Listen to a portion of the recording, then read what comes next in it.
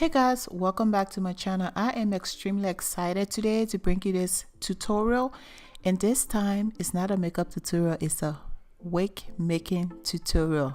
Yes, I am so happy to bring you this detailed wig making tutorial from the bottom of my heart. I'm one person that struggled in the past on how to make wigs. I had no direction, I had nothing at all. I pretty much figure out everything on my own by watching videos. That means by doing several research, and today I'm able to make a wig cap for clients, and I'm able to make wig caps for myself.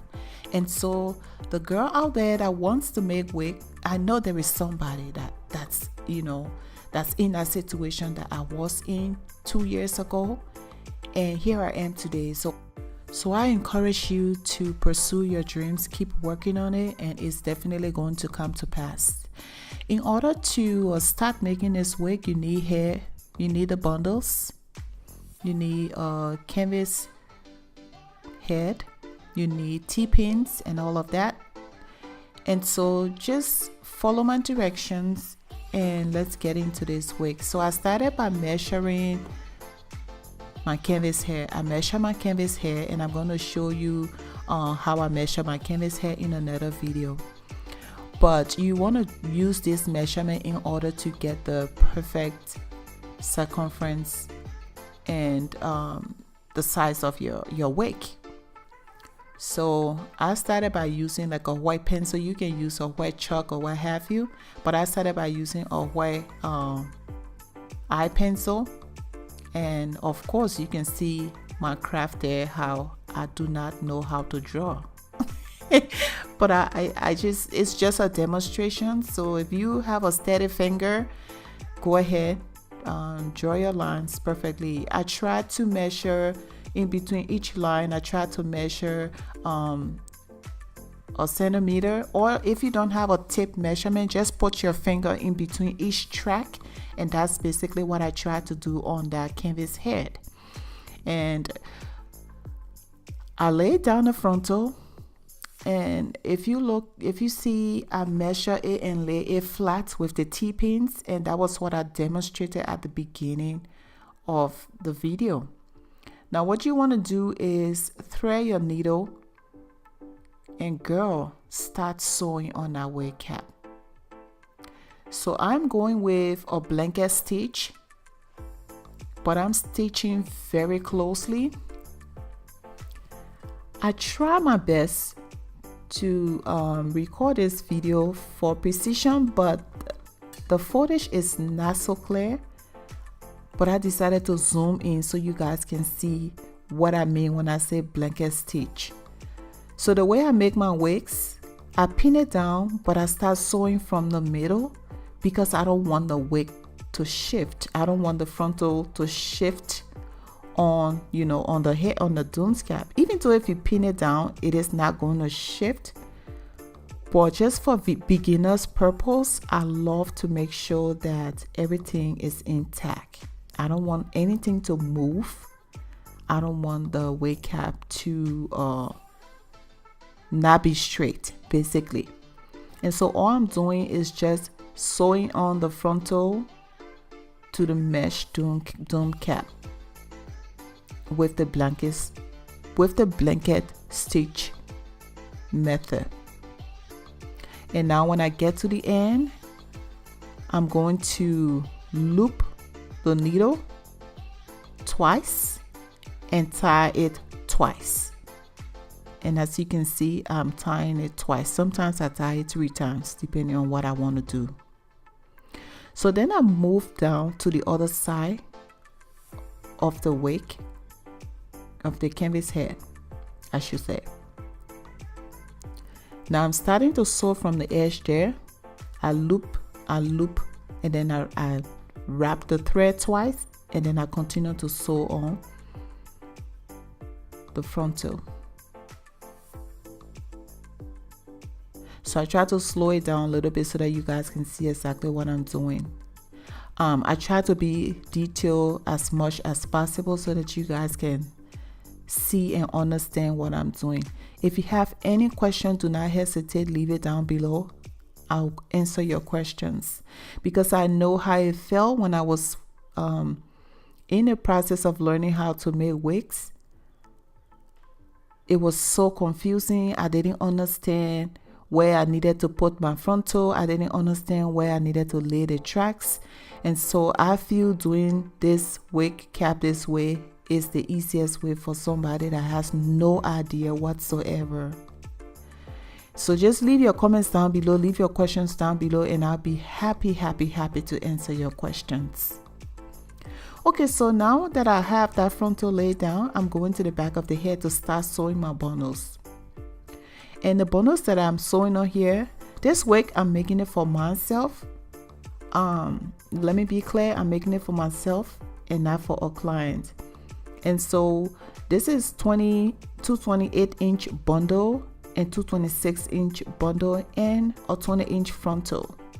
And so some of the hair that I use, I have already used in the past, which means I had it on a wig cap and I'm just reconstructing my wig. And the reason that I came up with this wig tutorial is because I have a new way of doing my wig. I have learned over the years. This is not 2017, this is not 2018, this is 2019. And I'm gonna leave all those old attitudes and old behavior in those years and come into 2019 with a new idea, because I want to continue to improve myself. I'm not going to do the things that didn't make sense to me in the past. I'm going to continue to do the things that make sense to me now. And so I'm going ahead and just looping and, you know, moving her hair with the blanket stitch method and sewing down the bundles as well.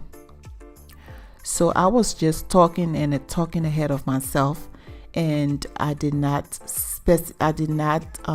state where I had to loop the bundle and how I begin to tie the bundle down. But you will see as we go along where I will lay the track and start sewing it from, you know, the beginning, and then goes on to the other side, and then do the flip over method and then go on to the other side.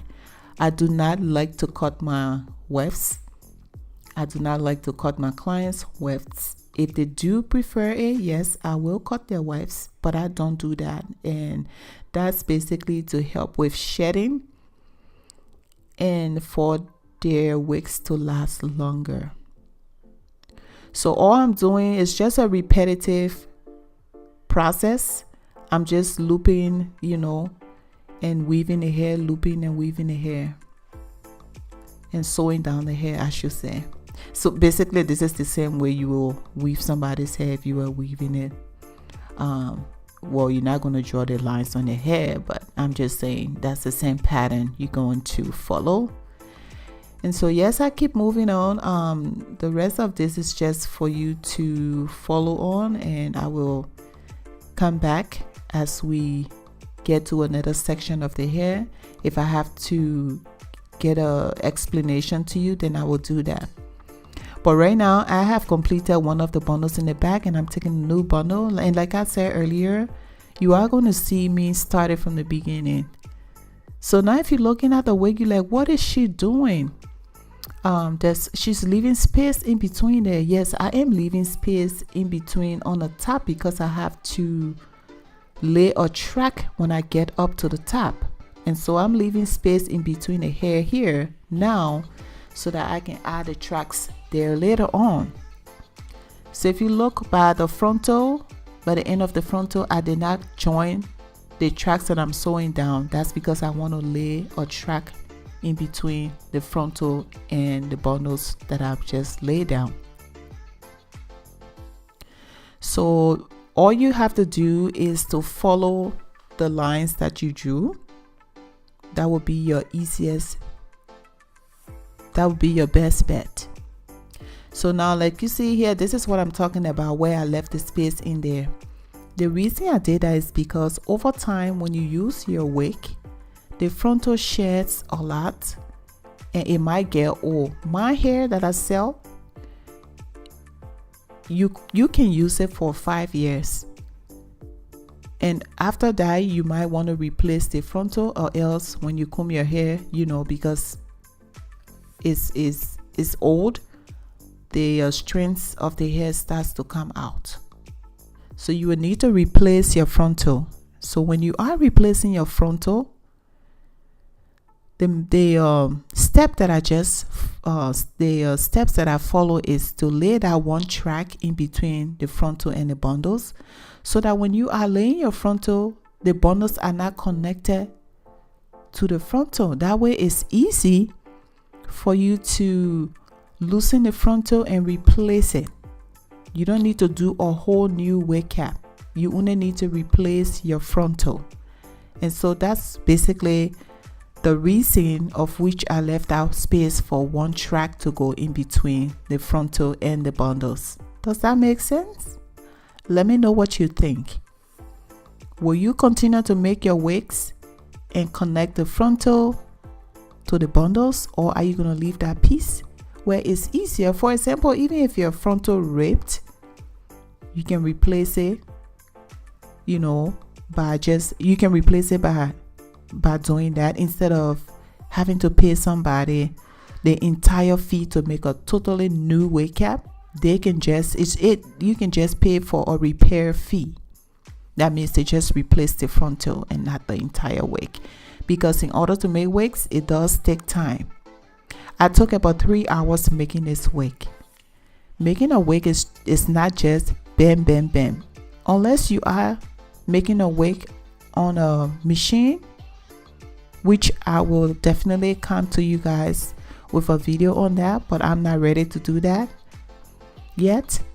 But I will definitely show you guys how to make a wig on a machine. And so yeah, so that's basically how I make my wigs, and that's basically how I make my clients' wig. And I will show you how the final wig came out, how it looks, and to my satisfaction, it looks pretty okay.